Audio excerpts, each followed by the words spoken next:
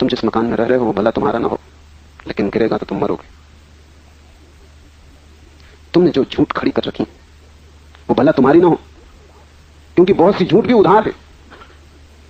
कुछ गुरुओं से सीखी हैं तुमने, कुछ शास्त्रों से सीखी हैं, कुछ संप्रदायों से सीखी हैं, वो तुम्हारी भी नहीं, मगर गिरेंगी तो तुम मरोगे तुम, और तुम झूठ से गिरे हो। लेकिन झूठ कारगर मालूम होती है भी, क्योंकि उससे तुम्हें चेहरे को सुंदर बनाने में सुविधा मिलती।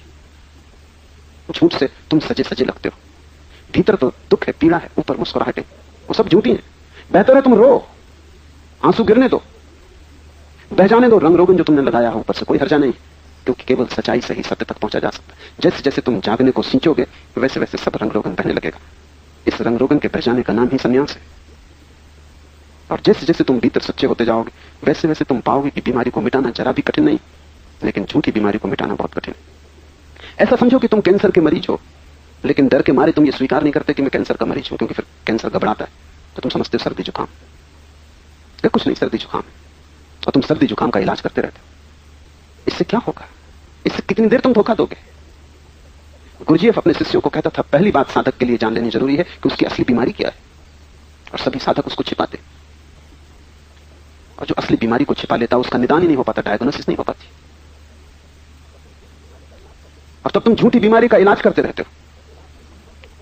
उस इलाज से भी तुम मरते हो, बच नहीं सकते, क्योंकि वो बीमारी है, कभी तुम्हारी बीमारी न थी। मेरे पास लोग आते, कोई पूछता है ईश्वर की खोज करनी है, कोई कहता आत्मा की खोज करनी, उनके चेहरे पे ऐसी किसी खोज का कोई लक्षण नहीं दिखाई पड़ता। ये खोज झूठी है, वो किसी और चीज की खोज में, लेकिन ईश्वर के नाम के नीचे उसको छिपा रहे हैं। एक मित्र आए, बूढ़े हैं, और कहा कि बस ईश्वर की तलाश कर रहा हूं 30 साल से। तो 30 साल काफी लंबा वक्त है, अगर ईश्वर तुमसे बच ही ना रहा हो तो अब तक मिल जाना चाहिए। ऐसा डर लगता है कि ईश्वर तुमसे बच रहा, और अगर वो बच रहा है तो 30 जन्म भी, और या फिर तुम कहीं और खोज रहे हो, उसके घर की तरफ तुम जाते नहीं। या तो तुम उससे बच रहे हो या वो तुमसे बच रहा है। तो मुझे ठीक ठीक बताओ मामला क्या है? नहीं, उन्होंने कहा कि मैं बिल्कुल खोज कर रहा हूँ ईश्वर की, और ध्यान साधना सब कर रहा हूँ, लेकिन कुछ फल नहीं होता। क्या फल चाहते? कोई सिद्धि नहीं हाथ आती। अभी आदमी ईश्वर को खोज ही नहीं रहा, ये आदमी सिद्धि खोज रहा है। ईश्वर का नाम रखा हुआ है इसमें, सिद्धि भीतर खोज रहा है, ऊपर से ईश्वर का नाम रखा हुआ। तुम बाजार में ही ना पाओगे कि डब्बों पे कुछ और लिखा है, भीतर कुछ और। तुम मंदिरों में भी ऐसे आदमी पाओगे, डब्बे पे कुछ लिखा है, भीतर कुछ और। एक पति चौके में नमक खोज रहा था, बड़ी देर हो गई, तो उसकी पत्नी ने कहा, इतनी देर लगाने की क्या जरूरत है, क्या तुम्हें नमक दिखाई नहीं पड़ता? उसने कहा, मैं खोज रहा हूं, मुझे दिखाई नहीं पड़ता। उसने कहा, वो बिल्कुल सामने रखा, जिस डब्बे में हल्दी लिखी, आंख के सामने रखा है। अंधे हो?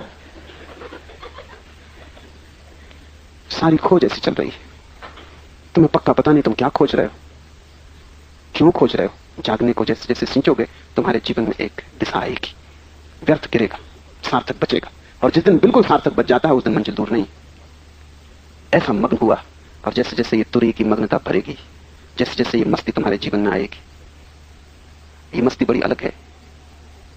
भाषा में तो हमें उन्हीं शब्दों का उपयोग करना पड़ता है जिनका उपयोग होता है। शराब जब कोई आदमी पी लेता है तो उसकी भी एक मस्ती, लेकिन उस मस्ती में पैर डगमगाते हैं। ये मस्ती बिल्कुल उल्टी है, यहां डगमगाते पैर ठहर जाते।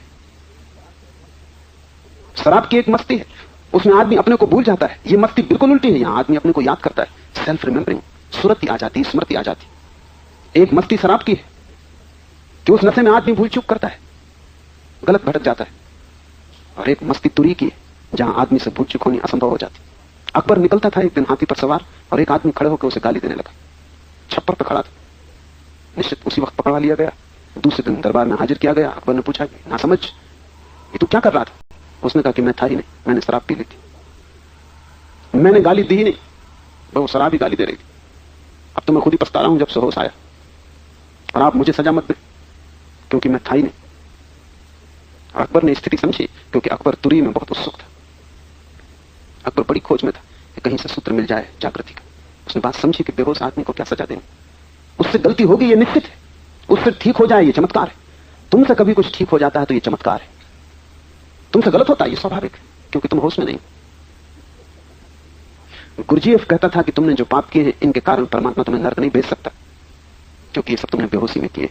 बेहोश आदमी को तो अदालत भी माफ कर देती, परमात्मा तुम्हें नरक नहीं भेज सकता तुमने ये जो पाप किए इनके लिए, क्योंकि तुमने सब बेहोशी में किए।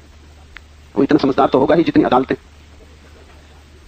अगर यह सिद्ध हो जाए कि आदमी ने शराब की हालत में किसी की हत्या भी कर दी तो भी अदालत उसे माफ करेगी, क्योंकि वो होश में नहीं था। कम सजा देगी। सजा भला शराब पीने के लिए दे, लेकिन हत्या के लिए क्या सजा देनी है? वो आदमी था ही नहीं। तुमने पाप भी किए हैं, वे भी बेहोशी में, तुमने पुण्य भी किए हैं, वे भी बेहोशी में। इसलिए तुम्हारे पाप और पुण्यों में बहुत फर्क नहीं है, उनका गुणधर्म एक सही। तुम घर बसाओ कि तुम संन्यास लेके मुनि हो जाओ, कोई फर्क नहीं। तुम बेहोश हो, तुम दुकान पे बेहोश हो, तुम मंदिर में, तुम दफ्तर में बेहोश हो, स्थानक में भी बेहोशी रहोगे, कोई फर्क पड़ने वाला नहीं। कपड़े पहन के बेहोश हो, नग्न होकर बेहोश रहोगे। असली सवाल बेहोशी के तोड़ने का है, असली सवाल कृत्यों को बदलने का नहीं है। कृत्यों को बदलना तो बिल्कुल आसान है, लेकिन एक कृत्य में बेहोशी दूसरे कृत्य में बेहोशी आ जाएगी। और जिसने ऐसा मग्न हुआ, तुरी को साधा, वो स्वचित्त में प्रवेश कर जाता है। जैसे ही कोई स्वचित्त में प्रवेश करता है, उसके जीवन में पहली बार प्राण समाचार का उदय होता है। प्राण समाचार से अर्थात सर्वत्र परमात्मा ऊर्जा का ही स्फुरन है, ऐसे अनुभव से समदर्शन को उपलब्ध होता है। और जैसे ही कोई व्यक्ति स्वयं को जान लेता, तत्क्षण वो जान लेता यही दिया सब में चल रहा है। जब तक तुमने अपने को नहीं देखा तभी तक दूसरा तुम्हें पराया मालूम पड़ रहा है। जब तक तुमने खुद को नहीं पहचाना तभी तक तुम दूसरे को भी दुश्मन समझ रहे हो। जैसे ही तुमने स्वयं को देखा वैसे ही तुम सभी के मिट्टी की दीवालों में गिरे हुए प्रकाश के दिए को देख लोगे, समदर्शन को उपलब्ध हो जाओगे। फिर न कोई मित्र है, न कोई शत्रु, न कोई अपना, न कोई पराया। तब वस्तुतः तुम ही सबके भीतर छाए हुए हो, तब एक ही विराजमान है। प्राण समाचार, इसे शिव सूत्र में कहा है कि अब तुम्हें वो समाचार मिल गया कि सब तरफ एक ही प्राण, सभी दियों में एक ज्योति, सभी बूंदों में एक ही सागर का निवास है। किसी का दिया काला है, किसी का गोरा है, कोई लाल मिट्टी का बना, कोई पीली मिट्टी का बना, कोई इस शक्ल, कोई उस शक्ल, कोई ये नाम, कोई वो रूप, लेकिन भीतर की ज्योति का ना कोई नाम है, ना कोई रूप। जिसने अपने को जाना उसने अपने को सब में जान लिया।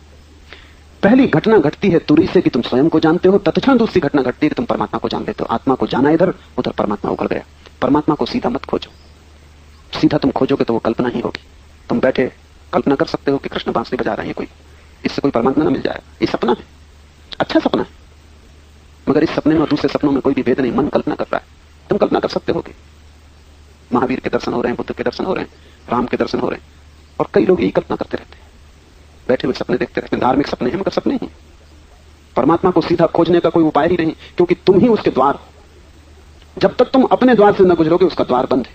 आत्मा परमात्मा का द्वार है, इधर खुला द्वार, इधर तुमने जाना अपने को कि परमात्मा प्रकट हो गया। तब तुम्हें सब तरफ वही दिखाई पड़ने लगेगा। वृक्ष में, पत्थर में, चट्टान में वही आबद्ध है। कहीं बहुत सोया है, कहीं बहुत जागा है, कहीं सपने में खोया है, कहीं नींद है, कहीं होश है, लेकिन वही है। उस एक की प्रतीति को शिव ने प्राण समाचार कहा है। वो बड़े से बड़ा समाचार है, लेकिन स्वयं को जानने वाले को उपलब्ध होता है। और जब कोई व्यक्ति समदर्शन में ठहर जाता है वह शिव तुल्य हो जाता है। शिव तुल्य हो जाए थे, फिर वो स्वयं परमात्मा हो गया। तुम तभी तक मैं हो जब तक तुम्हें अपना पता नहीं। ये बात बड़ी विरोधाभासी लगती।